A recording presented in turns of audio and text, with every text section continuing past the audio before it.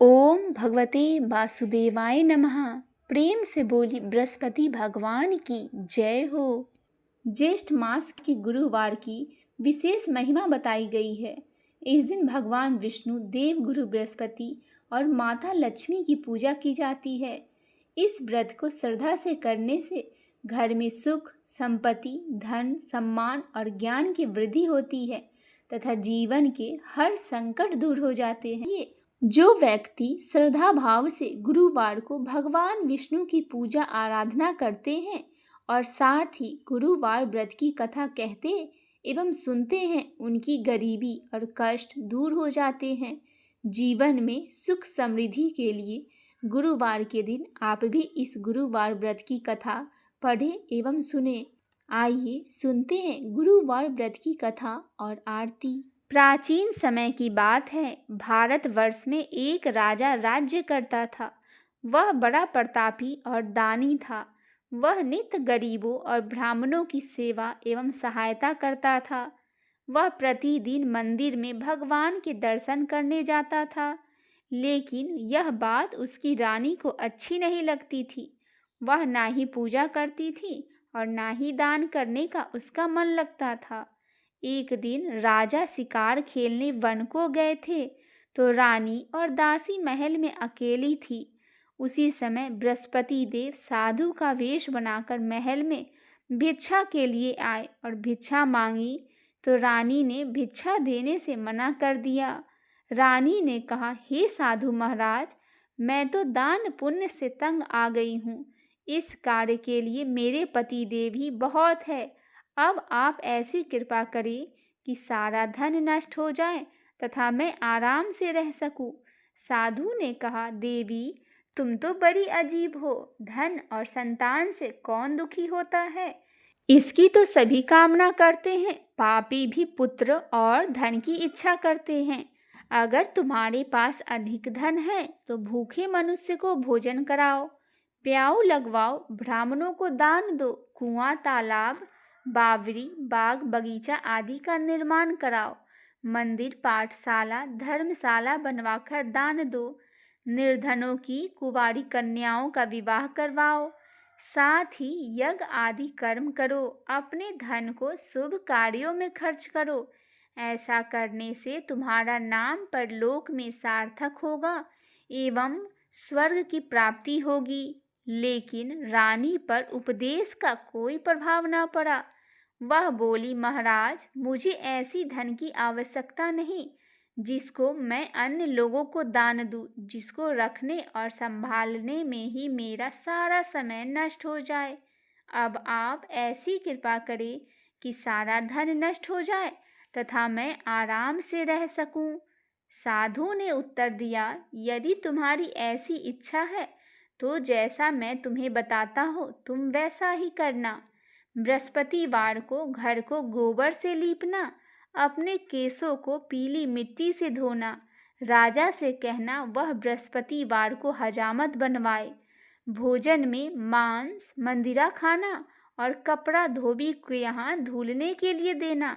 ऐसा करने से 7 बृहस्पतिवार में ही आपका सारा धन नष्ट हो जाएगा। इतना कहकर वह साधु महाराज वहाँ से अंतर ध्यान हो गए। इसके बाद रानी ने वही किया जो साधु ने बताया था। 3 बृहस्पतिवार ही बीते थे कि उसका समस्त धन संपत्ति नष्ट हो गया और भोजन के लिए राजा रानी तरसने लगे। तब एक दिन राजा ने रानी से कहा कि तुम यहाँ पर रहो, मैं दूसरे देश में नौकरी की तलाश में जा रहा हूँ, क्योंकि यहाँ पर मुझे सभी मनुष्य जानते हैं, इसीलिए कोई कार्य यहाँ पर मैं नहीं कर सकता। देश चोरी परदेश भीख बराबर है। ऐसा कहकर राजा परदेश चला गया।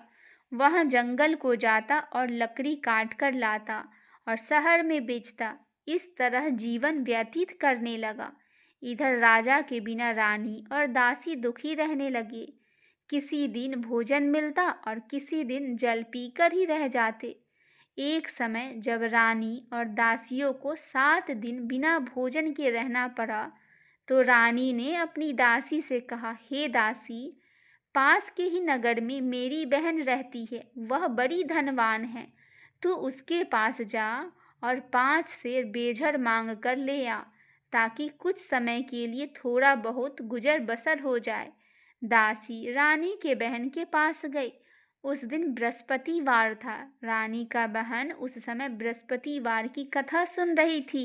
दासी ने रानी की बहन को अपनी रानी का संदेश दिया, लेकिन रानी की बहन ने कोई उत्तर नहीं दिया। जब दासी को रानी की बहन से कोई उत्तर नहीं मिला तो वह बहुत दुखी हुई। उसे क्रोध भी आया। दासी ने वापस आकर रानी को सारी बात बता दी। सुनकर रानी ने कहा कि हे दासी, इसमें उसका कोई दोष नहीं। जब बुरे दिन आते हैं तब कोई सहारा नहीं होता। अच्छे बुरे का पता विपत्ति में ही लगता है। जो ईश्वर की इच्छा होगा वही होगा। यह सब कहकर रानी ने अपने भाग्य को कोसा। उधर रानी की बहन ने सोचा कि मेरी बहन की दासी आई थी, लेकिन मैं उससे नहीं बोल पाई, इससे वह बहुत दुखी हुई होगी। कथा सुनकर और पूजन समाप्त कर वह अपनी बहन के घर गई और कहने लगी, हे बहन, मैं बृहस्पतिवार का व्रत कर रही थी, तुम्हारी दासी गई, लेकिन तब तक कथा होती है तब ना उठ सकते हैं और ना ही बोल सकते हैं, इसीलिए मैंने नहीं बोला। कहो दासी क्यों गई थी? रानी बोली, बहन, हमारे घर अनाज नहीं था। ऐसा कहते कहते रानी की आंखें भर आई। उसने दासियों समेत 7 दिन तक भूखा रहने की बात भी अपनी बहन को बता दी। इसीलिए मैंने दासी को तुम्हारे पास 5 सेर बेझर लेने को भेजा था। रानी की बहन बोली, बहन देखो, बृहस्पति देव सभी की मनोकामनाएं पूर्ण करते हैं। देखो, शायद तुम्हारे घर में अनाज रखा हो। पहले तो रानी को विश्वास नहीं हुआ, परंतु बहन के आग्रह करने पर उसने दासी को अंदर भेजा। दासी घर के अंदर गई तो वहां पर उसे एक घड़ा बेझर से भरा मिल गया। उसे बड़ा हैरानी हुआ। उसने बाहर आकर रानी को बताया। दासी रानी से कहने लगी, हे रानी, जब हमको भोजन नहीं मिलता था तो हम व्रत ही तो करते थे, इसीलिए क्यों ना इनसे व्रत और कथा की विधि पूछ ली जाए और हम भी व्रत किया करेंगे। दासी के कहने पर रानी ने अपनी बहन से बृहस्पतिवार व्रत के बारे में पूछा। उसकी बहन ने बताया, बृहस्पतिवार के व्रत में चने की दाल, गुड़ और मुनक्का से विष्णु भगवान को केले के वृक्ष की जड़ में पूजन करे तथा दीपक जलाए और कथा सुने। उस दिन एक ही समय भोजन करे। भोजन में पीले खाद्य पदार्थ का सेवन जरूर करे, इससे गुरु भगवान प्रसन्न होते हैं, अन्न, पुत्र, धन का वरदान देते हैं, साथ ही सभी मनोकामनाएं पूर्ण करते हैं। व्रत और पूजन की विधि बताकर रानी की बहन अपने घर लौट आई। रानी और दासी दोनों ने निश्चय किया कि बृहस्पति देव भगवान का पूजन हम जरूर करेंगे। 7 रोज बाद जब बृहस्पतिवार आया तो उन्होंने व्रत रखा। घूर साल में जाकर चना और गुड़ बिन ले आई तथा उसकी दाल से केले की जड़ तथा विष्णु भगवान का पूजन किया। अब पीला भोजन कहाँ से आए? दोनों बड़ी दुखी हुए, परंतु उन्होंने व्रत किया था, इसीलिए बृहस्पति देव भगवान प्रसन्न थे। एक साधारण व्यक्ति के रूप में वे 2 थाली में पीला भोजन लेकर आए और दासी को देकर बोले, हे दासी, यह भोजन तुम्हारे लिए और रानी के लिए है, इसे तुम दोनों ग्रहण करना। दासी भोजन पाकर बहुत प्रसन्न हुई। उसने रानी से कहा, चलो रानी जी, भोजन कर लो। परंतु रानी को भोजन आने के बारे में कुछ नहीं पता था, इसीलिए उसने कहा कि जा तू ही भोजन कर ले, क्योंकि तू व्यर्थ में हमारी हंसी उड़ाती है। तब दासी ने कहा, एक व्यक्ति भोजन दे गया है। तब रानी ने कहा, वह व्यक्ति तेरे लिए ही भोजन दे गया होगा, तू ही भोजन कर ले। तब दासी ने कहा, वह व्यक्ति हम दोनों के लिए 2 थालों में सुंदर पीला भोजन दे गया है, इसीलिए मैं और आप दोनों ही साथ में ही भोजन करेंगे।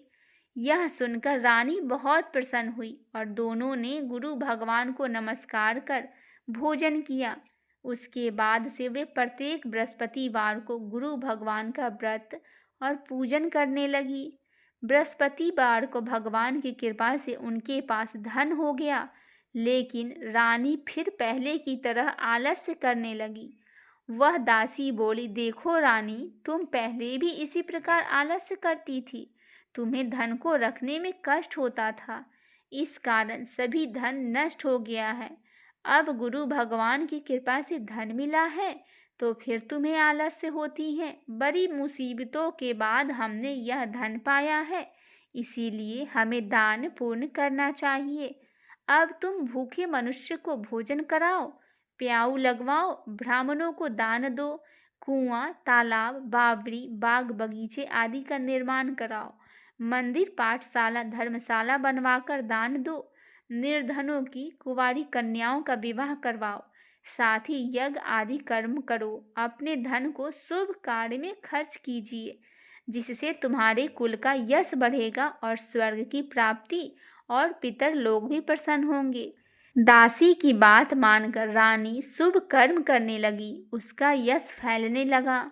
एक दिन रानी और दासी आपस में विचार करने लगे कि न जाने राजा किस देश में होंगे, उनकी कोई खोज खबर भी नहीं है। उन्होंने श्रद्धापूर्वक बृहस्पति भगवान से प्रार्थना की कि राजा जहाँ कहीं भी हो शीघ्र वापस आ जाए।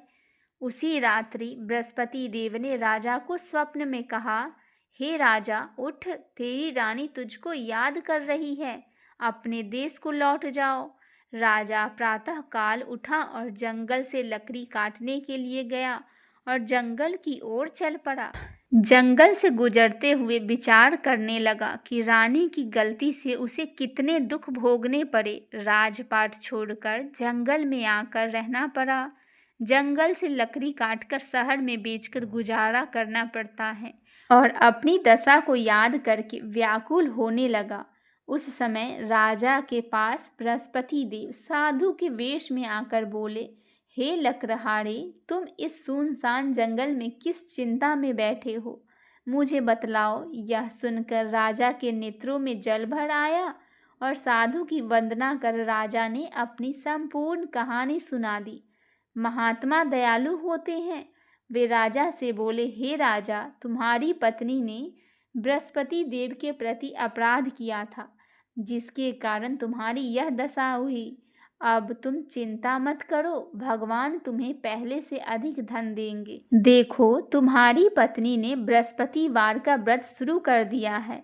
अब तुम भी बृहस्पतिवार के व्रत में चने की दाल, गुड़ और मुनक्का से विष्णु भगवान को केले के वृक्ष की जड़ में पूजन करो तथा दीपक जलाकर कथा सुनो। उस दिन एक ही समय भोजन करना, लेकिन भोजन में पीले खाद्य पदार्थ का सेवन जरूर करना। भगवान तुम्हारी सब मनोकामनाएं पूर्ण करेंगे। साधु की बात सुनकर राजा बोले, हे प्रभु, लकड़ी बेचकर तो इतना पैसा भी नहीं बचता जिससे मैं भोजन के उपरांत कुछ बचा सकूं। मैंने रात्रि में अपनी रानी को व्याकुल देखा है। मेरे पास कोई साधन नहीं है जिससे उसका समाचार जान सकूं। फिर मैं कौन सी कहानी कहूँ, यह भी मुझको मालूम नहीं है। साधु ने कहा, हे राजा, मन में बृहस्पतिवार भगवान का पूजन व्रत का निश्चय करो, वे स्वयं ही तुम्हारे लिए कोई राह बना देंगे।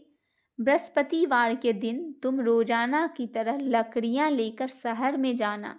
तुम्हें रोज से दुगुना धन मिलेगा, जिससे तुम भली भांति भोजन कर लोगे तथा बृहस्पति देव की पूजन का सामान भी ले आओगे। राजा ने चना गुड़ आदि लाकर गुरुवार का व्रत किया। उस दिन से उसके सभी क्लेश दूर हो गए। परंतु जब दोबारा गुरुवार का दिन आया तो बृहस्पतिवार का व्रत करना राजा भूल गया। इस कारण बृहस्पति भगवान नाराज हो गए। उस दिन उस नगर के राजा ने विशाल यज्ञ का आयोजन किया तथा शहर में यह घोषणा कर दी कि कोई भी मनुष्य अपने घर में भोजन ना बनावे, आग न जलावे। समस्त जनता मेरे यहाँ भोजन करने आएंगे। इस आज्ञा को जो ना मानेगा उसे फांसी की सजा दी जाएगी। इस तरह की घोषणा संपूर्ण नगर में करवा दी गई। राजा की आज्ञा के अनुसार शहर के सभी लोग भोजन करने आए, लेकिन उस लकड़हारे कुछ देर से पहुंचा, इसीलिए राजा उसको अपने साथ घर लेवा गए और घर ले जाकर भोजन करा रहे थे तो रानी की दृष्टि उसकी खूंटी पर पड़ी, जिस पर उसका हार लटका हुआ था। वह वहां पर दिखाई नहीं दिया। रानी ने निश्चय किया कि मेरा हार इस मनुष्य ने चुरा लिया होगा। उसी समय सिपाहियों को बुलाकर उसको कारागार में डलवा दिया गया। जब लकड़हारा कारागार में पड़ गया और बहुत दुखी होकर विचार करने लगा कि न जाने कौन से पूर्व जन्म के कर्म से मुझे यह दुख प्राप्त हुआ है, और उसी साधु को याद करने लगा जो जंगल में मिला था। उसी समय तत्काल बृहस्पति देव साधु के रूप में प्रकट हुए और उसकी दशा को देखकर कहने लगे, अरे मूर्ख, तूने बृहस्पतिवार व्रत की कथा नहीं की, इस कारण तुझे दुख प्राप्त हुआ है। अब चिंता मत कर, बृहस्पतिवार के दिन कारागार के दरवाजे पर 4 पैसे पड़े मिलेंगे। उनसे तू बृहस्पति देव की पूजा करना, तेरे सभी कष्ट दूर हो जाएंगे। बृहस्पतिवार के दिन उसे 4 पैसे मिले। लकड़हारे ने कथा कही। उसी रात्रि को बृहस्पति देव ने उस नगर के राजा को स्वप्न में कहा, हे राजा, तुमने जिस आदमी को कारागार में बंद कर दिया है वह निर्दोष है, वह राजा है, उसे छोड़ देना। रानी का हार उसी खूंटी पर लटका है। अगर तू ऐसा नहीं करेगा तो मैं तेरे राज्य को नष्ट कर दूंगा। इस तरह रात्रि को स्वप्न देखकर राजा प्रातः काल उठा और खूंटी पर हार देकर लकड़हारे को बुलाकर क्षमा मांगी तथा लकड़हारे को योग्य सुंदर वस्त्र आभूषण दिया और विदा कर दिया। बृहस्पति देव की आज्ञा के अनुसार लकड़हारे अपने नगर को चल दिया। राजा जब अपने नगर के निकट पहुंचा तो उसे बड़ा आश्चर्य हुआ। नगर में पहले से अधिक बाग, तालाब, कुएं तथा बहुत सी धर्मशाला, मंदिर आदि बन गई थी। राजा ने पूछा, यह किसका बाग और किसका धर्मशाला है? तब नगर के सब लोग कहने लगे कि यह सब रानी और उसकी दासी की है। तो राजा को आश्चर्य हुआ और गुस्सा भी आया। जब रानी ने यह खबर सुना कि राजा आ रहे हैं तो उन्होंने दासी से कहा कि हे दासी, देख, राजा हमको कितनी बुरी हालत में छोड़ गए थे। हमारी ऐसी हालत देखकर वह कहीं लौट न जाए, इसीलिए तू दरवाजे पर खड़ी हो जा। आज्ञा के अनुसार दासी दरवाजे पर खड़ी हो गई। राजा आए तो उन्हें अपने साथ लिवा लाई। तब राजा ने क्रोध करके अपनी रानी से पूछा कि यह धन तुम्हें कैसे प्राप्त हुआ? तब उन्होंने कहा, हमें यह सब धन बृहस्पति देव की कृपा से और इस व्रत के प्रभाव से प्राप्त हुआ है। राजा ने निश्चय किया कि 7 रोज बाद तो सभी बृहस्पति देव का पूजन करेंगे, परंतु मैं प्रतिदिन 3 बार कहानी तथा रोज व्रत किया करूँगा। अब हर समय राजा के दुपट्टे में चने की दाल बंधी रहती थी तथा दिन में 3 बार कहानी कहता। एक रोज राजा ने विचार किया कि चलो अपनी बहन के यहाँ हो आवे। इस तरह निश्चय कर राजा घोड़े पर सवार हो अपनी बहन के यहाँ चलने लगे। मार्ग में उसने देखा कि कुछ आदमी एक मुर्दे को लिए जा रहे हैं। उन्हें रोककर राजा कहने लगे, अरे भाइयों, मेरी बृहस्पति देव की कथा सुन लो। वे बोले, लो, हमारा तो आदमी मर गया है और इसको अपनी कथा की पड़ी है। परंतु कुछ आदमी बोले, अच्छा कहो, हम तुम्हारी कथा भी सुनेंगे। राजा ने दाल निकाली और जब कथा आधी हो गई तो मुर्दा हिलने लग गया, और जब कथा समाप्त हो गई तो राम राम करके मनुष्य उठकर खड़ा हो गया। आगे मार्ग में उसे एक किसान खेत में हल चलाता हुआ मिला। राजा ने उसे देखा और उससे बोला, अरे भाई, तुम मेरी बृहस्पतिवार की कथा सुन लो। किसान बोला, जब तक मैं तेरी कथा सुनूंगा तब तक 4 हरैया जोत लूंगा। जा अपनी कथा किसी और को सुनाना। इस तरह राजा आगे चलने लगा। राजा के हटते ही बैल पछाड़ खाकर गिर गया तथा किसान के पेट में बड़ी जोर से दर्द होने लगा। उस समय उसकी माँ रोटी लेकर आई। उसने जब यह देखा तो अपने पुत्र से सब हाल पूछा। बेटे ने भी सभी हाल कह दिया तो बुढ़िया दौड़ी दौड़ी उस घुड़सवार के पास गई और उससे बोली कि मैं तेरी कथा भी सुनूंगी, तू अपनी कथा मेरे खेत पर चलकर ही कहना। राजा ने बुढ़िया के खेत पर जाकर कथा कही, जिसके सुनते ही वह बैल उठ खड़ा हुआ तथा किसान के पेट का दर्द भी बंद हो गया। राजा अपने बहन के घर पहुंचा।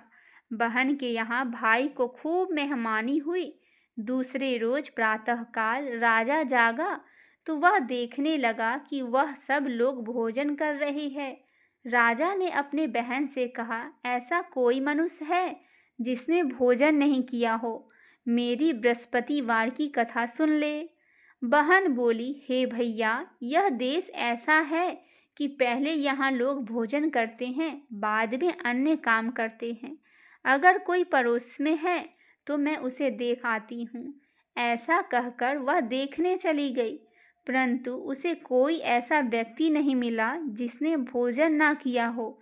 अतः वह एक कुम्हार के घर गई जिसका लड़का बीमार था। उसे मालूम हुआ कि उनके यहाँ 3 रोज से किसी ने भोजन नहीं किया है। रानी ने अपनी भाई की कथा सुनने के लिए कुम्हार से कहा।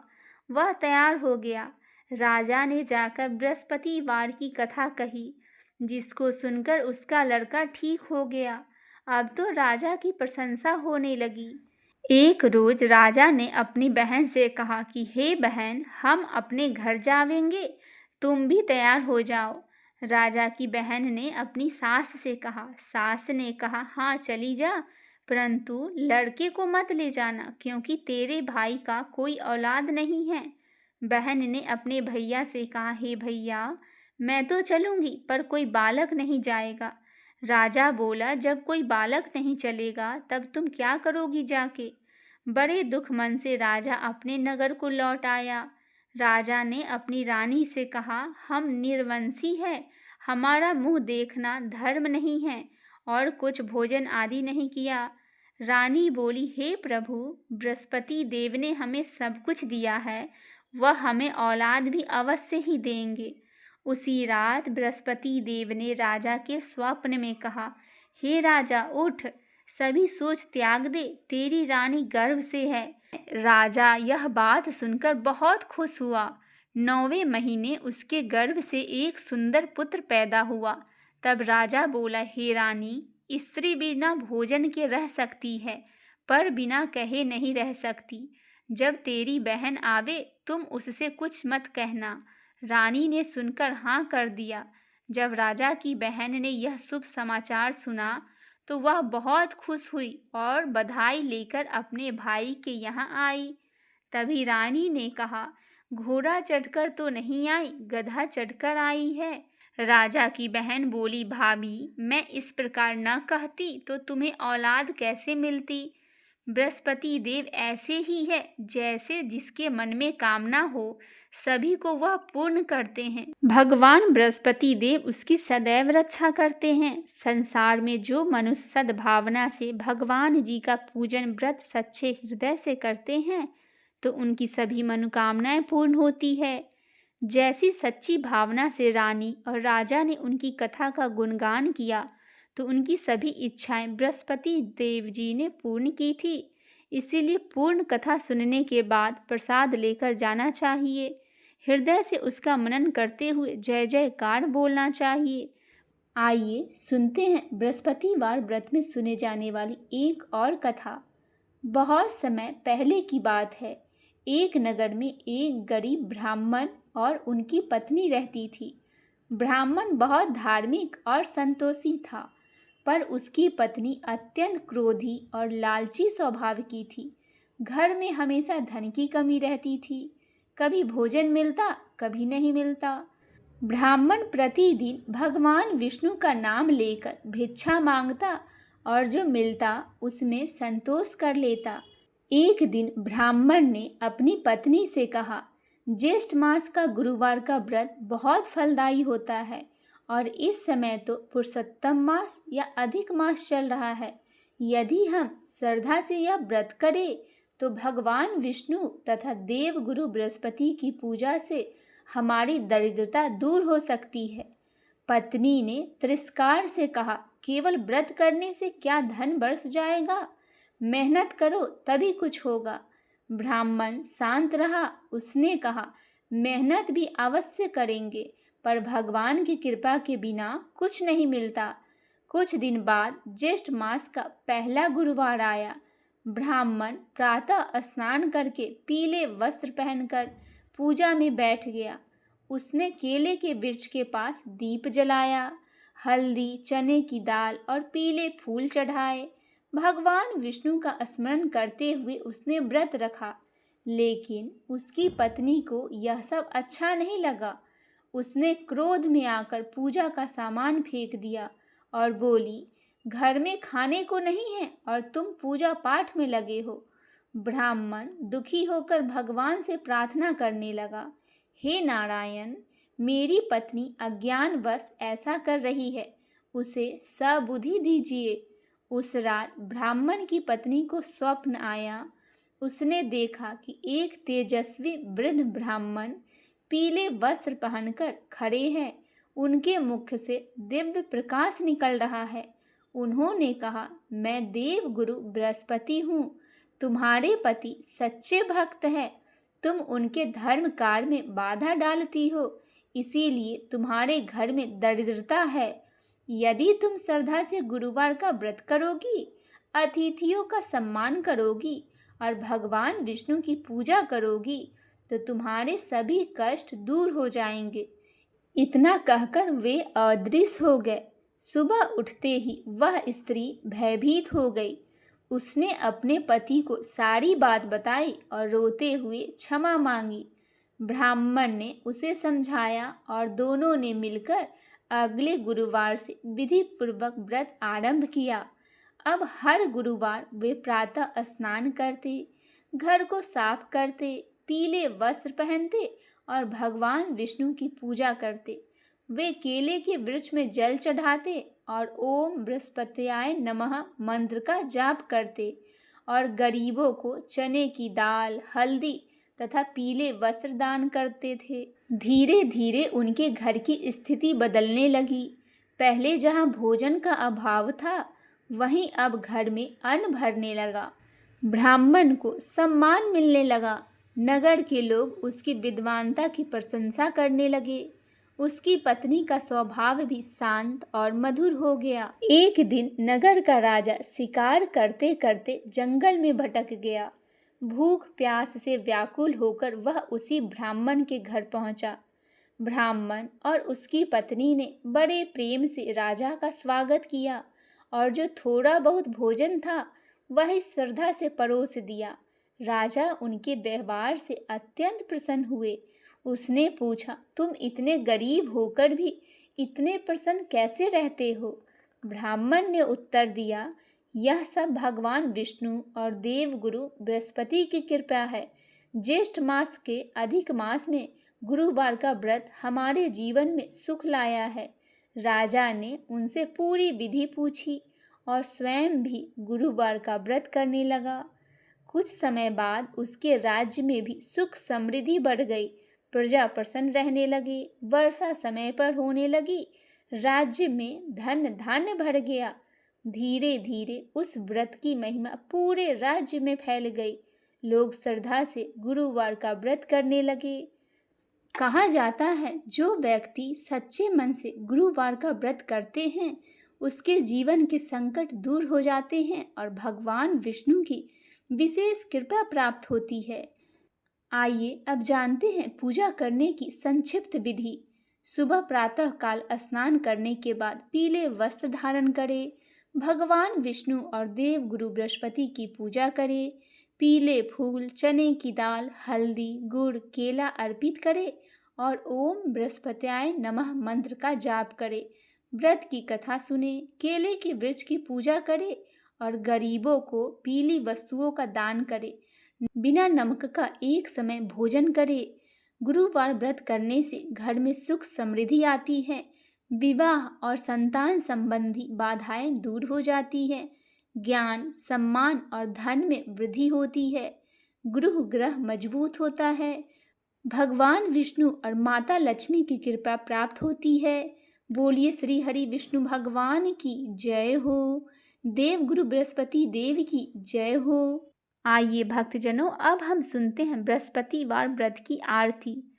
जय बृहस्पति देवा, ओम जय बृहस्पति देवा।